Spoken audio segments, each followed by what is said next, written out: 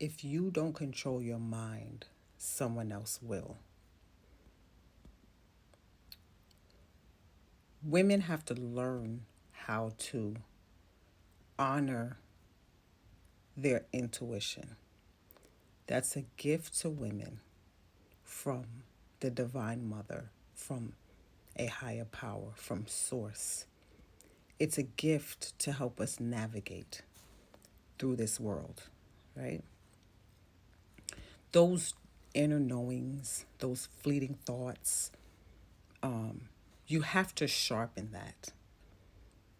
Because if you don't, you will lose your way. You won't gain your way, right? And men know, even if they don't consciously know, they know that that inner knowing, that women's intuition, that spiritual connection we have with Source, because we are Source, is our weapon in life. This is why men develop things like religion, right? Patriarchy, things that fuck with women psychologically.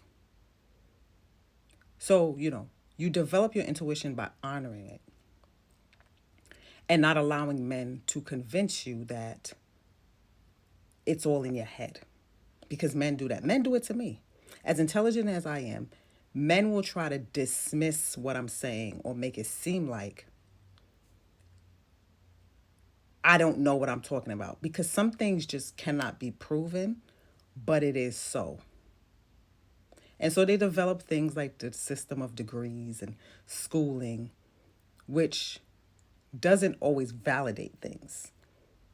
Going to school and passing doesn't necessarily mean that you're intelligent or that you know what you're talking about. But that's a way to invalidate women's natural gifts. So anytime I talk about male nature or anything that doesn't feel good to men or they don't want women to hear, they ask me, do I believe in God? Or they leave Bible scriptures in the comments. Or they tell me what God said, right? That's a tactic to keep women in control. Because women are very conservative. Women want to follow the rules. This is why men like to put women in supervisory positions, because women are going to enforce rules because they want to follow them. This is why women will tell on you for not following the rules. That's how women are, right? So religion is an easy way to keep women under control. But fortunately for me, I didn't grow up with the dogma of religion. I've probably been to church maybe 5 times when I was a child. And I only remember it because it was like Easter and I had to dress up. I don't know, do kids still do that? Dress up for Easter? Anyway, so when men say that to me, it has no effect on me because I didn't grow up under the mind control of religion. So I don't view the Bible and God as a tool to control and manipulate me. I use it to control and manipulate my world. The Bible is a grimoire. Quoting Proverbs and Psalms to me doesn't make me feel like I'm doing something wrong. But that's what men do. It's their go to. They do it to me all the time. And it's a psychological thing. They see my name, Lilith, right? Babylon, the Queen of Sheba. All of these things play a role on how men view me. And so their best weapon formed against me, or what they think, is religion and quoting Bible scriptures. That shit has no effect on me at all. I don't think God is what man says God is, because I don't live in fear the way man lives in fear. So I don't believe that God is sitting somewhere up there waiting to punish us for the free will he gave us. I don't believe that karma is people being punished. The only thing that's happening People are receiving the results or consequences from their actions. That's it. God is not going to seek vengeance on your behalf because you don't like what somebody did to you. That's not how that works, right? So you may see somebody suffer something or something bad happened to them. It wasn't because God was up there and said, you know what? They did that thing to that person. I'm going to just punish them. That's not how that works. God is not going to punish me for having a mind, but I will get punished for not having one. The most powerful weapon against humans is psychological attacks. The media, propaganda, social media, anything that penetrates the mind is the most powerful attack.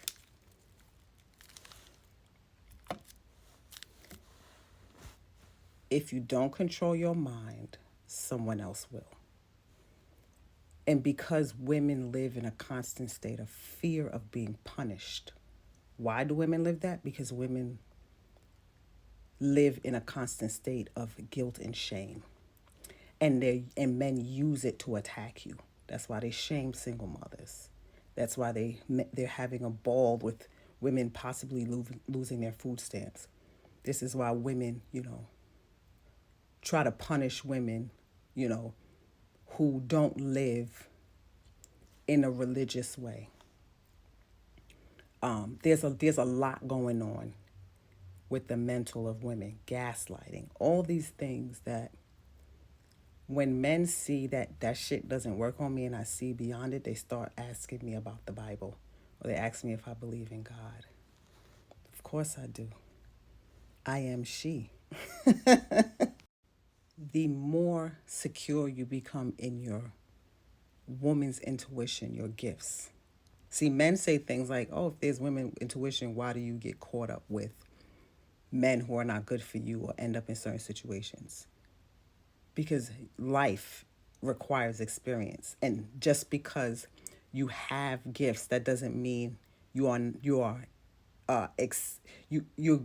to not have bad experiences, which is not really bad. It's just lessons. We all go through things for our journey, but people will try to make you believe that if your life is not perfect, then what you have is not working. And it works on women because women believe there's like some magic spell that's going to absolve them for having experiences in life.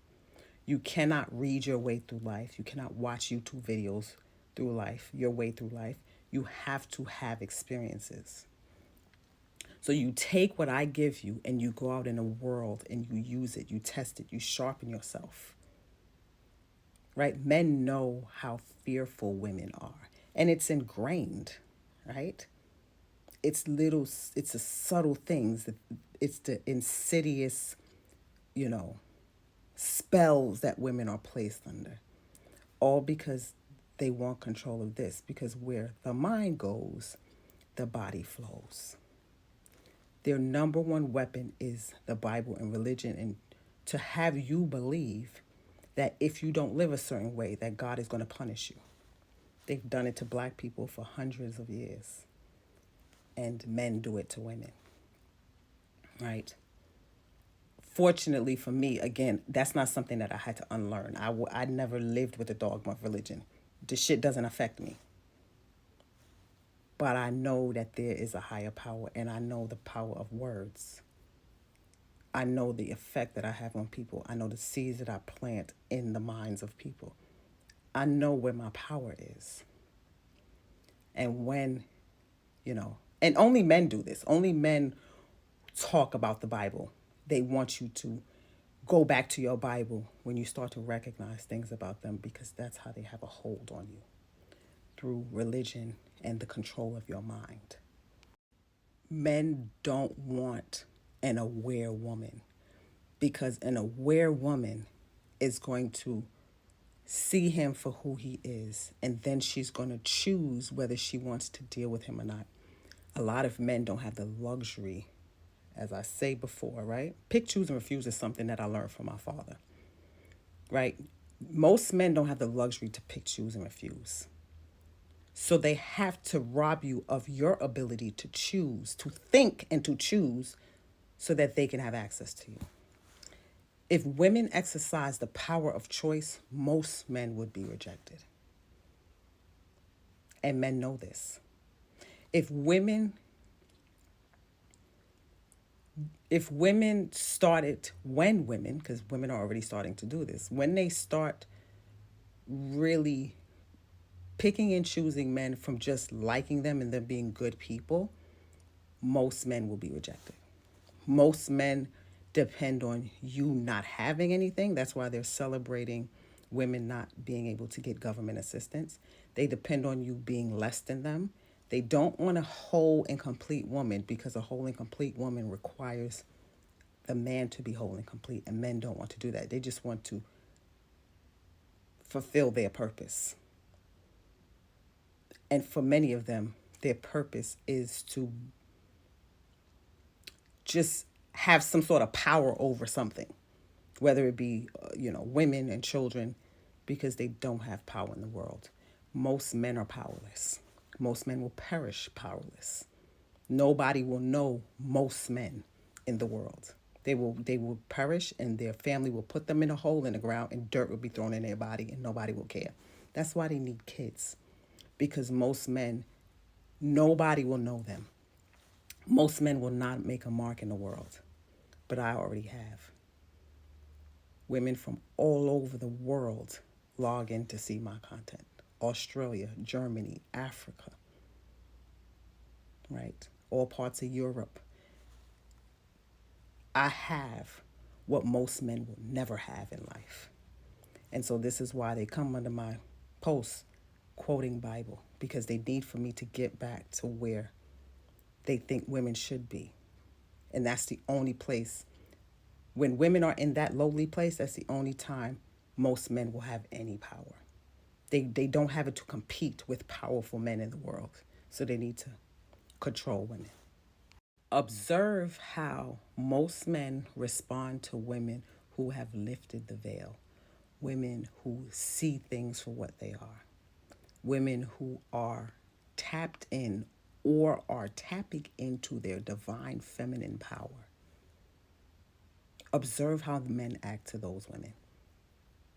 It's a direct threat to them having access to women, because the fact is, the higher a woman ascends, the less attractive most men are. It's easier for an ascended woman to be by herself.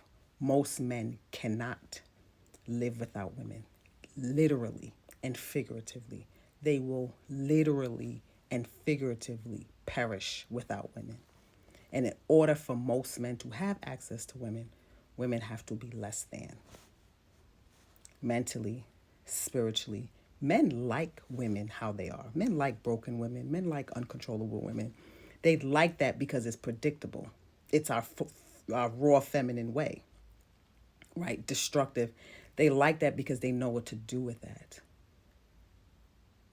Many men don't know what to do with a woman who has evolved out of that, because there's not a lot of women like that, and they don't know how to handle that. They feel raw. They feel seen. You can't save those women. Those women, we saved ourselves. And so they don't know where they fit. And so they need for you to go back to what they know. There's a lot of games being played with you psychologically. You know how many men told women to not follow me? You know how many women come to me and say, there's this man and he showed, like, men will show my page to women and say, don't follow her, because they don't want you to start using this.